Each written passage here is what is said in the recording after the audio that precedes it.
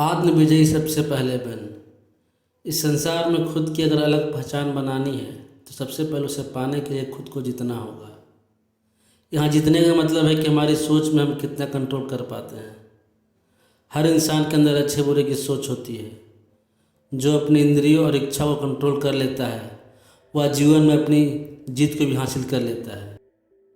आ small step motivational story में आपका स्वागत है।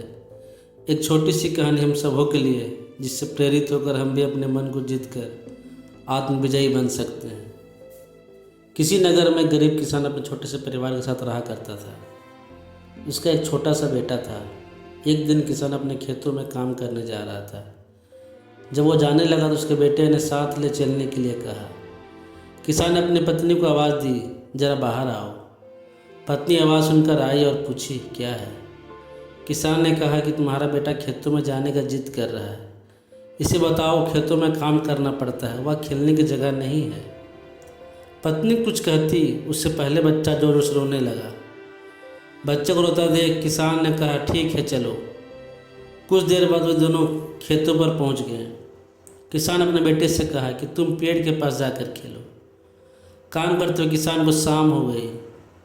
बच्चा दिन भर खेलता रहा। फिर दोनों घर की तरफ जाने लगे।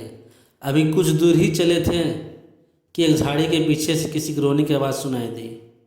किसान और बच्चा एक एक रुक गए।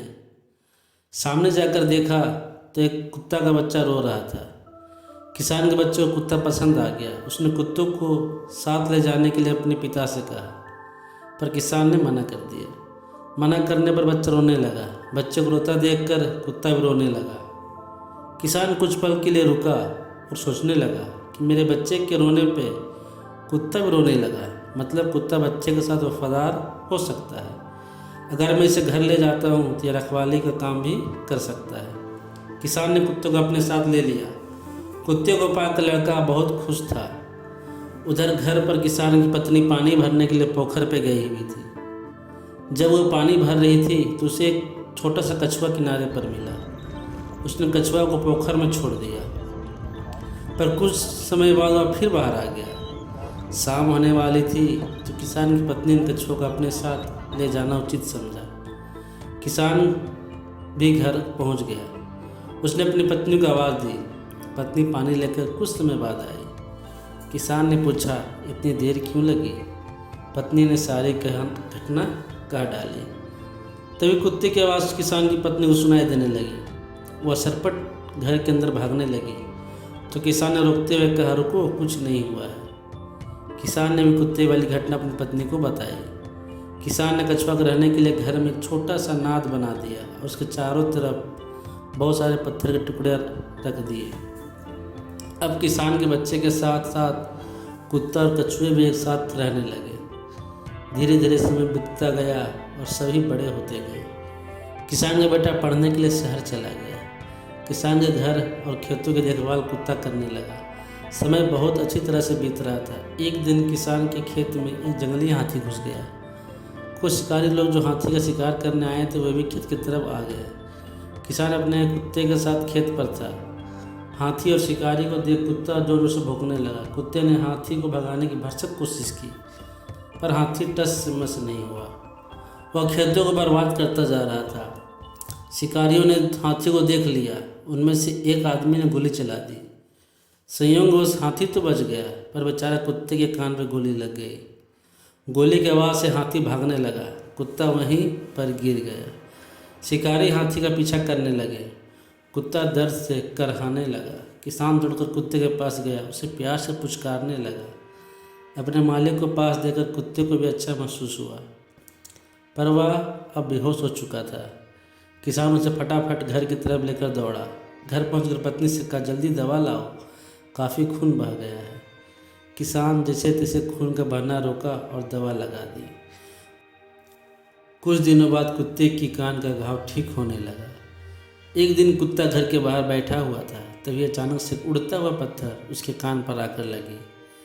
पत्थर की चोट से उसके घाव फिर से हरे हो गए। उस समय किसान अपने परिवार के साथ कुछ दिनों के लिए दूसरे गांव गया हुआ था। घाव होने के कारण उसके कान अब धीरे धीरे सड़ने लगे थे। कुछ दिन बीतने के बाद किसान का परिवार लौट आया। किसान को देखकर कुत्ता खुशी से झूम उठा। वो अपने मालिक का प्यार पाने के लिए उसकी ओर दौड़ने लगा। किसान की पत्नी की नज़र जो ही कुत्ते के कान पर पड़ी, वह जोर से चिल्लाई, छी छी, इसके तो कान सड़ गए हैं, इसे यहाँ से भगाओ। कुत्ता ठिठक कर खड़ा हो गया। किसान ने भी उसे अनदेखा कर घर से बाहर निकाल दिया। कुत्ता वहाँ से चला गया, पर वह जहाँ भी जाता लोग उसे धुतकारते थे, मारते थे। किसान अगली सुबह अपने खेतों पर काम करने जाने लगा। खेत पहुंचकर अभी उसने काम शुरू ही किया था कि उसे हाथी की चिंगाड़ने की आवाज़ सुनाई दी। उसने देखा कि उसी दिन वाला हाथी है जो पहले उसके खेत में आया था। किसान डर कर छिपने लगा। शिकारी लोग बहुत दिनों से हाथी को पकड़ने की कोशिश कर रहे थे, पर वे विफल हो जा रहे थे। जंगली होने के कारण हाथी को किसी चीज़ का भाव नहीं था। वह मस्त मौला और आज़ाद ख्यालों वाला था। शिकारी जब किसान के खेत की तरफ जा रहे थे तो उन्हें रास्ते में एक उपाय सूझी। शिकारियों ने एक पालतू हथनी को हाथी की तरफ भेजा। हाथी अपनी मस्ती में घूम रहा था, तभी वहाँ हथनी आ गई। हथनी को देखकर हाथी सम्मोहित हो गया। वासनाभूत हाथी को हथनी उधर ले गई जहाँ शिकारी जाल बिछाए बैठे थे। हाथी पकड़ लिया गया। अब हाथी की पहले वाली मस्ती और आनंद नहीं रही। ठीक उसी प्रकार वासना में फंसा अज्ञानी मनुष्य भी अपने सारे सुख और खुशी से भटक कर दुखों के जाल में फंस जाता है। हाथी का पकड़े जाने के बाद किसान ने राहत की सांस ली और जल्द ही अपने घर की ओर लौटा। जब किसान घर पहुंचा तो उसने अपने बेटे को घर पर पाया। आज ही दोपहर को उसका बेटा आया था। किसान के बेटे ने कुत्ते के बारे में पूछा। किसान ने कहा, अभी आराम करो, बाद में बात करते हैं। रात हो चुकी थी, सभी लोग अपने सोने की तैयारी में थे। भोजन करने के बाद सभी सो गए। कुछ समय से नगर में काफ़ी चोरी होने लगी थी। एक चोरों का समूह रात में चोरियाँ किया करता था। चोरों ने आज किसान के घर चोरी करने की सोची थी। किसान का परिवार आराम से सो रहा था। आधी रात को चोर किसान के घर में घुसे। वे चुपचाप सामान चुरा रहे थे। तभी किसान की आँख खुल गई और उसने चोरों को देख लिया, पर वे संख्या में ज़्यादा थे, इसी कारण किसान ने शोर नहीं मचाया। पर वह सब देख रहा था। अचानक उसकी नज़र नाद पर गई जहाँ उसकी पत्नी के सोने की अंगूठी रखी हुई थी। संयोगवश कछुआ नाद से निकलकर पत्थर के टुकड़े के पास बैठा हुआ था। ठीक उसी समय एक चोर कछुए की तरफ आ रहा था। कछुआ समझदार था, ज्ञानी था, अपने सभी अंगों को समेटकर अपनी खोल में छिपा रहा। ये सारी घटना किसान देख रहा था। चोर चोरी करके चले गए, पर कछुआ को देख नहीं पाए। सुबह हुई तो किसान की पत्नी जोर जोर से रोने लगी, चिल्लाने लगी, घर में चोरी हो गई, हम लूट गए, हम बर्बाद हो गए। किसान खामोश था क्योंकि वह रात की घटना से अवगत था। कुछ देर के बाद जब किसान की पत्नी चुप हुई तो किसान अपने बेटे को पास बुलाकर कहा, मैंने रात में चोरी होते देखा था, पर जान का खतरा होने के कारण मैं खामोश रहा। पर बेटा, मैं तुम्हें कुछ जीवन की ज्ञान देना चाहता हूँ। बेटा ने कहा, कृपया बताएं। किसान ने कहा कि तुमने कुत्ते के बारे में पूछा था। कुत्ता को हमने ही भगा दिया, पर मैंने उससे कुछ बातें सीखी कि अगर आप अपनी इंद्रियों के बस में हैं तो सदा धुतकारे जाएंगे। इस तरह का ज्ञानी मनुष्य भी जगह तिरस्कार पाता है।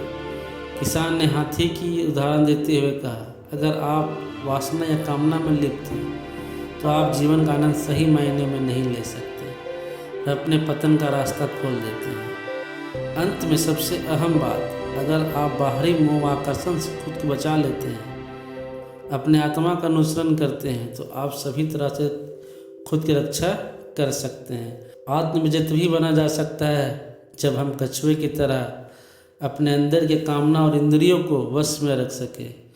फिर उसके बाद हम जीवन में कुछ भी हासिल करने के लिए सक्षम बन जाते हैं।